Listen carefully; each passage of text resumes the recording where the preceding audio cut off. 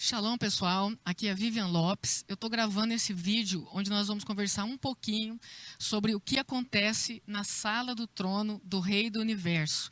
Esse vídeo é em atenção à agente policial Arlete Camilo, exímia amiga, muito querida aqui na comunidade, uma mulher muito íntegra, uma campeã de tiro, uma mulher boa de massa de mira, que está com uma enfermidade neurodegenerativa e não pode comparecer. Para ela é muito complicado, é uma doença assim, que tem vindo com muita força, muito rápido, e ela está impossibilitada de movimentar, de vir à igreja. Então, essa aula é um panorama da aula que eu dei no dia 26 de janeiro de 2019, da Escola Sabatina, da sala de inglês. Então, vou fazer uma visão panorâmica em atenção a Arlete, e que fique online até Jesus voltar, enquanto existir. Ok? Então, vamos lá. O que acontece na sala do trono, numa cena muito específica, que um judeu chamado Yohanan, o apóstolo João, ele viu quando ele estava exilado, já bem idoso, na ilha de Patmos, quando Israel foi dominada pelos romanos. Então, ele foi levado para lá, e depois de um tempo ele teve uma visão lá. E nessa visão em particular, ele foi levado à sala do trono do Rei do Universo. Então eu procurei na internet uma imagem, a melhor imagem que eu encontrei, na minha opinião, que teria sido essa aqui, certo? Do que ele viu, né? Essa coloração azul da luz que emana de Deus. Inclusive eu recomendo o livro O Céu é de Verdade, o filme também, de um garotinho que teve essas visões. Eu acredito, né, que não só João esteve lá, mas o Senhor já deu essa oportunidade mostrando para a humanidade, né, que existe uma outra realidade além destas, tá certo? Então, o livro de Apocalipse, ele é a revelação, em inglês o título do livro é Revelation, revelação, não é complicação, é revelação.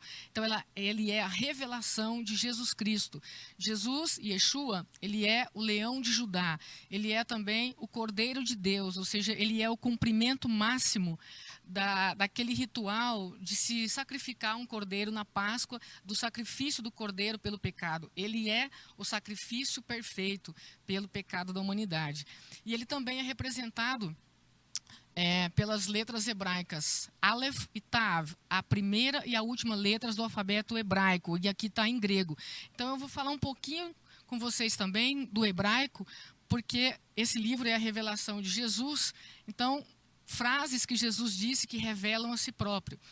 Por exemplo, aqui vou mostrar para vocês que a veracidade da Bíblia, certo? Eu não conheço nenhum livro na história da humanidade mais digno de crédito do que a Bíblia. Então aqui, por exemplo, Gênesis 1:1, em hebraico, Bereshit bara Elohim et hashamayim.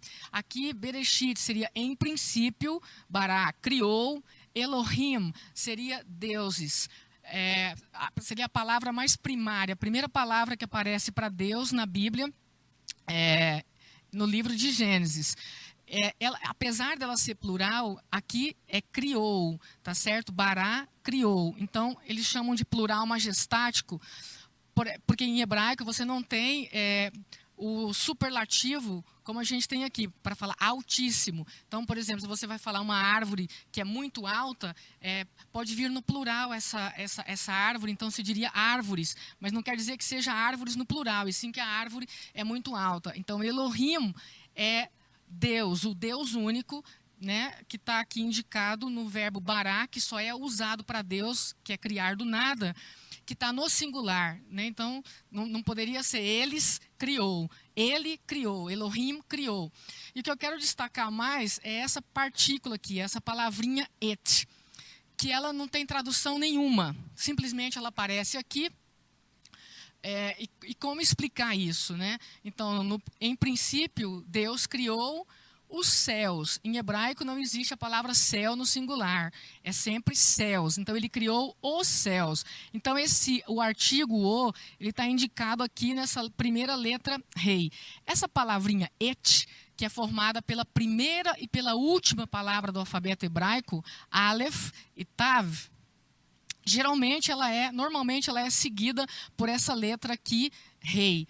E essa palavra aqui, que não tem tradução nenhuma, ela dá o foco, tá certo? Então, por exemplo, se eu quiser falar em hebraico, falar em português mesmo, eu vou assistir um filme, é de forma muito genérica, tá certo? Mas quando eu vou falar em hebraico, que filme eu vou assistir, eu vou usar essa palavrinha et. Por exemplo, vou assistir ao filme A Missão. Então, eu tenho que usar antes do filme essa palavrinha aqui, et, porque ela vai dar o foco do filme. Ela vai tirar a generalização de vou assistir um filme e ela vai obrigatoriamente colocar o foco em qual filme que é. Ela dá o foco. E Jesus, ele deu o nome dele dessa palavra aqui. Ele disse, eu sou o Aleph e o Tav.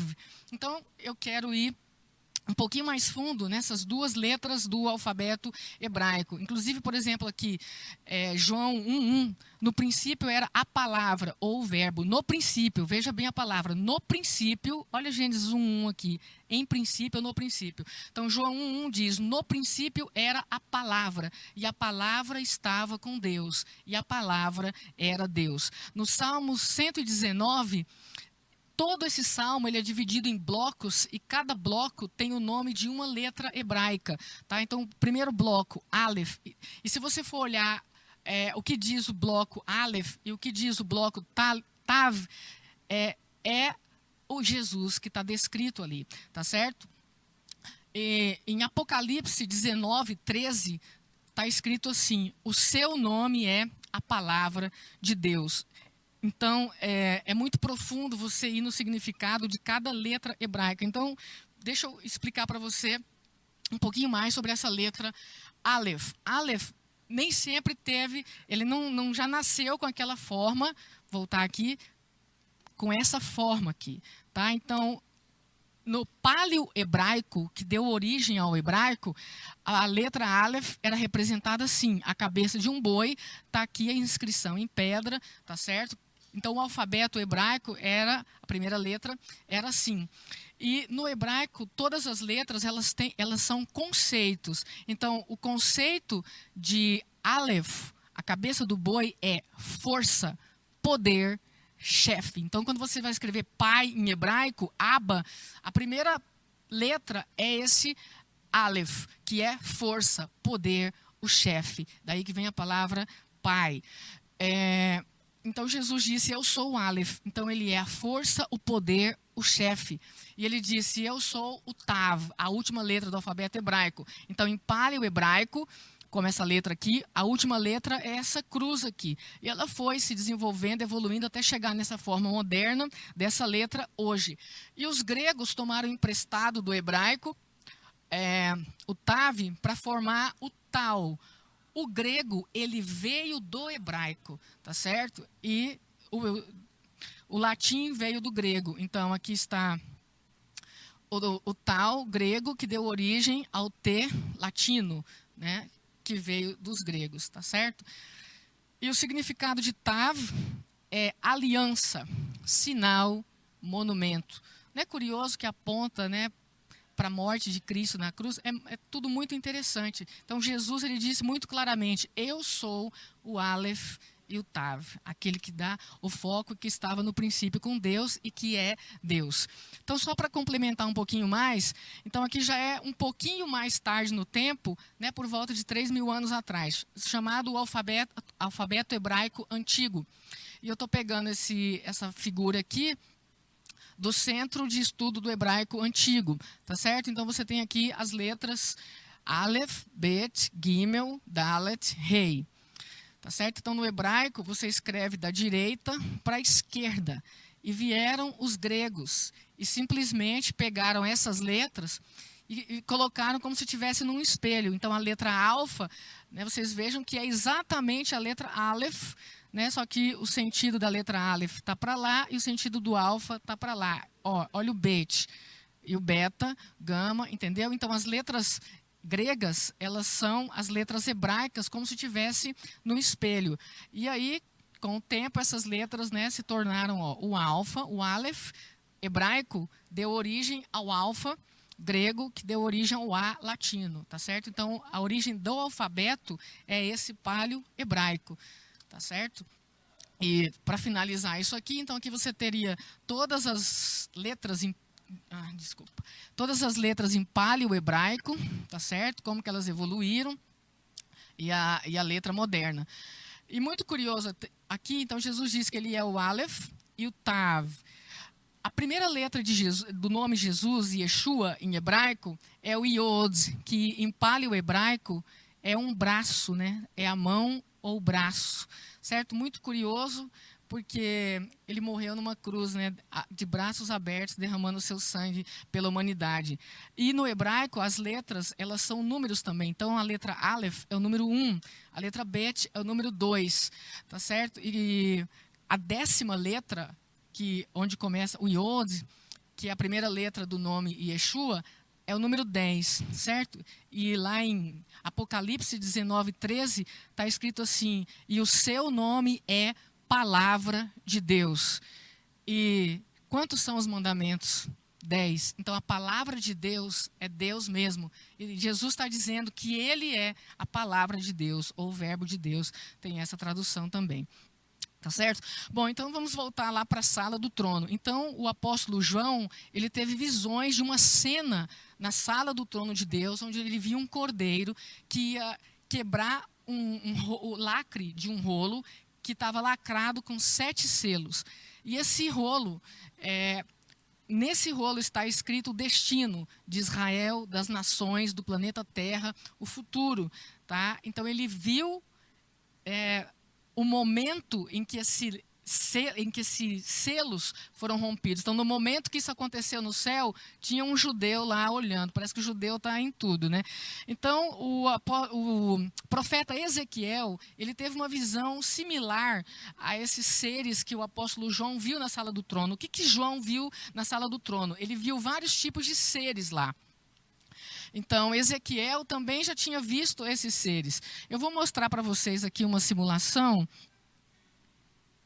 do que Ezequiel viu. Tá certo? Então, Ezequiel viu seres como se tivesse cor de brasa, com 4 cabeças, 4 faces. Cada ser tinha 4 faces: face de homem, face de boi, face de águia. E 4 asas. Cada ser tinha 4 asas e essas asas se tocavam. Então, eu estou usando aqui essa simulação de John H32 Publishing, ok? Muito interessante, se vocês quiserem, vocês vão lá. Então, o apóstolo João, ele teve uma visão similar. Deixa eu voltar aqui. E aqui uma outra figura que eu achei muito inspirativa também, de uma pessoa simulando numa pintura o que Ezequiel teria visto no seu capítulo 1. Então, que está por cima do trono de Deus, o Altíssimo assentado no trono, e esses seres aqui na concepção dessa pessoa. Então, esses seres de 4 asas que ele viu são chamados querubim. Querubim do hebraico queruv. Literalmente, queruv quer dizer como um bebê. Mas quando você lê as descrições de homens que viram esses seres que não são desse mundo, são seres celestiais, formados de outra forma de energia, apenas 4% do universo que a gente conhece é matéria bariônica, essa matéria de prótons, elétrons e nêutrons que a gente conhece. Então, queruv quer dizer como um bebê, que não tem nada a ver com as descrições que a gente vê na Bíblia dessas pessoas. Então, a gente viu lá seres que têm 4 faces e tal. Mas talvez como um bebê quer dizer com uma forma que muda. A forma do bebê, ela muda muito rápido. Literalmente no hebraico seria isso, certo? O que mais que João viu na sala do trono? Então ele viu esses seres querubins, seres gloriosos, né? Ele viu 4 seres viventes, que é chamado lá, que se parecem com os querubins. O que Ezequiel viu tinha 4 asas. Esses que Yohanan, o apóstolo João, viu, tem 6 asas, e cada um tinha uma face, né? Então ele viu um ser com a face de leão, um ser com a face de boi, um ser com a face de homem e um ser com a face de águia. E muito curioso, são 4 seres e cada um desses aponta para uma face do próprio Mashiach, do Senhor Yeshua. Ele é o leão de Judá. O boi, lembra lá que eu expliquei a origem do Aleph? A cara do boi, né? E ele disse: eu sou o Aleph. o homem, né, ele é o filho do homem, a face do homem, e a águia, que é uma representação da sabedoria, que inclusive na Bíblia Deus diz que ia trazer Israel de volta em asas como de águia. E Israel está lá voltando. Mais uma coisa. João viu também 24 anciãos. Ele não viu 25, nem 26, nem 3, ele viu exatamente 24. E quem são esses anciãos? Bom, eles se vestem de branco e eles têm coroas na cabeça, eles são reis, eles reinam, né? Então a sala do trono de Deus aqui é uma corte celestial, certo? E esses 24 anciãos, de onde eles vêm? Não sabemos. Podem ser representantes de outras galáxias, de outros mundos. Só não vejo motivo para você justificar como sendo pessoas que vieram da terra, remidos da terra, pode ser. Mas a justificativa de que as vestes brancas que eles usam significa que eles vieram da terra, isso não tem cabimento, porque os anjos também se vestem de branco e nunca foram redimidos, eles nunca pecaram. Tá? Então essa justificativa, presta atenção, para você embasar bem as tuas justificativas. E na sala do trono, João também viu milhões e milhões de anjos cantando, né? Então, aqui estariam os 4 seres viventes. Ele viu também 7 lâmpadas, né, que representam os 7 Espíritos de Deus. Espírito de sabedoria, de revelação, de conhecimento, conforme está descrito lá pelo profeta Isaías. Só que nessa figura, essa representação aqui não está correta. Elas estão representadas individualmente e a lâmpada, ela é a menorá hebraica, aquela lâmpada única com 7 braços. Porque tudo que estava no templo hebraico é um modelo do que está no céu, certo? Então, o que está diante do trono, essa lâmpada que representa o Espírito Santo, é a menorá que a gente tem aqui, a representação da menorá. É um modelo do que está no céu. Muito glorioso, né? Parabéns à pessoa que fez esse quadro muito lindo que eu peguei da internet para dar essa aula. E aqueles 24 anciãos, eles depositam as suas coroas aos pés do Senhor, louvando e adorando ao Cordeiro, porque eles não se sentem dignos de receber. Eles dizem, digno é o Cordeiro que criou todas as coisas, e elas vieram a existir porque ele é digno. Mais um pouquinho sobre os querubins. Então, há alguns que acham que os querubins que têm 4 faces, na verdade, eles seriam mais de um ser, que estão em perfeita harmonia, completamente juntos. Né? Não sei, alguns sábios judeus acham isso, não sei. Aqui estaria uma representação de um anjo guerreiro, outro ser celestial. A Bíblia fala muito de querubins. Na Arca da Aliança havia 2, e eles não têm 4 asas. Tem 2 asas cada um, e eles olhavam, né, de frente um para o outro, com as asas cobrindo os seus rostos, né, e a presença de Deus se manifestava aqui. Então, esse é um modelo da tampa da Arca da Aliança, certo? Um pouco mais da representação desses seres. Aqui já é outros seres que também foram vistos por Ezequiel, por João e pelo profeta Isaías. Isaías capítulo 6. Então, aqui estaria a concepção desse ser com 6 asas. Olha que glorioso, né? Tem 6 asas, e esses seriam serafins. Então, os querubins, 4 asas, mas na tampa da aliança a gente viu 2 e representado cada um 2 asas. E serafim, ele vem do hebraico saraf, que quer dizer queimar. Então, ou são seres de fogo, né, energia pura, ou eles refletem a glória de Deus. De qualquer maneira, eles refletem a glória de Deus. Né? Tudo isso aqui é uma manifestação de quão grande é o nosso Deus. Então, esses seres, eles glorificam a Deus incessantemente. Sei até de uma mulher que afirma ter tido uma revelação, que cada vez que eles afirmam santo, santo, santo, é uma revelação de Deus que eles receberam. Então, eles estão ali em frente ao trono de Deus. E se o sol já brilha tanto, imagina o Criador do sol. É realmente muito glorioso. Então, resumidamente, esses seres que foram vistos pelo apóstolo João foram serafins, que na angelologia seriam anjos de primeira ordem, né, os da mais alta patente.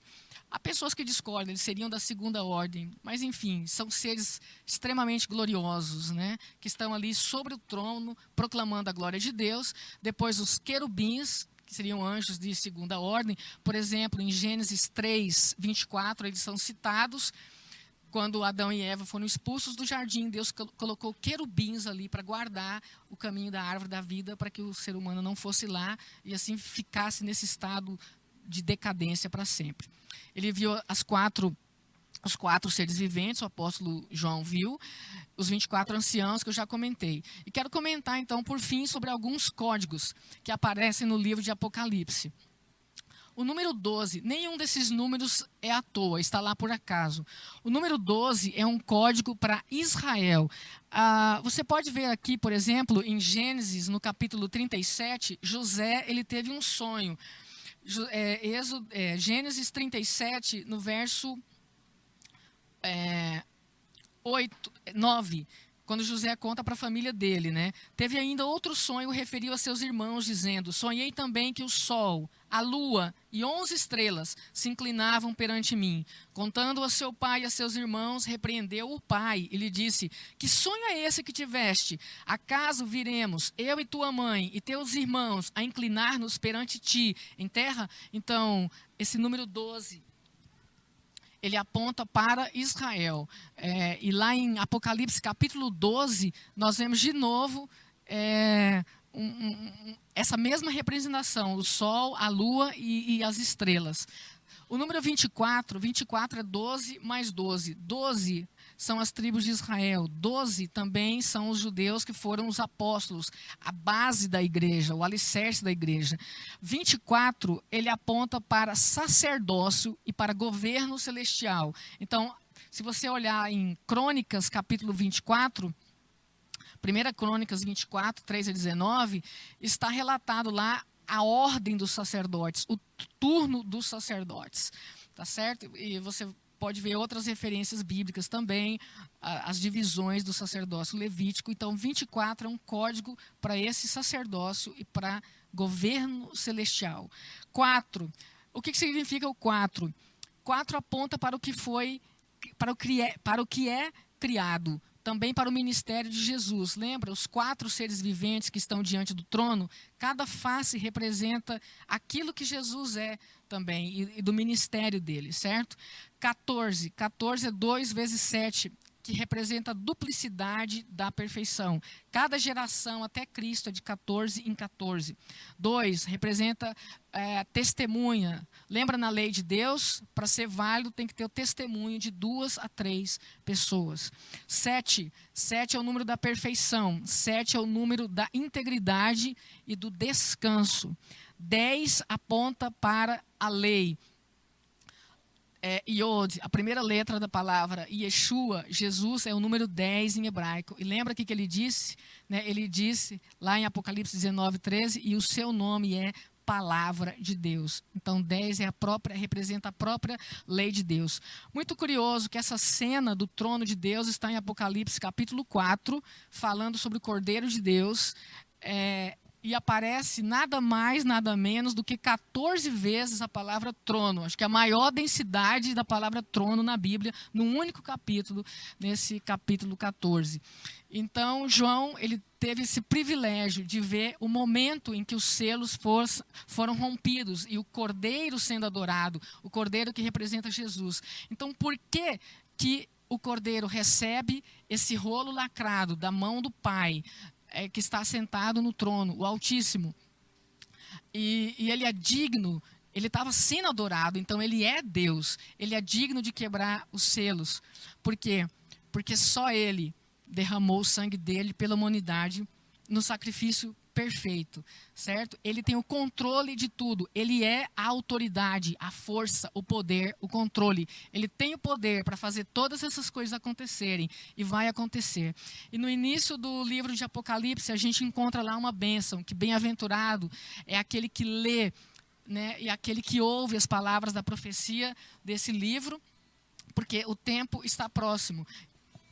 Então para finalizar, Apocalipse 1, verso 3, diz: bem-aventurado aqueles que leem e aqueles que ouvem as palavras da profecia e guardam as coisas nela escritas, pois o tempo está próximo. Guardam as coisas nela escritas. Não é o que estão dizendo, é o que está escrito. Fique com o que está escrito. Tá certo? Que Deus abençoe você. Shalom.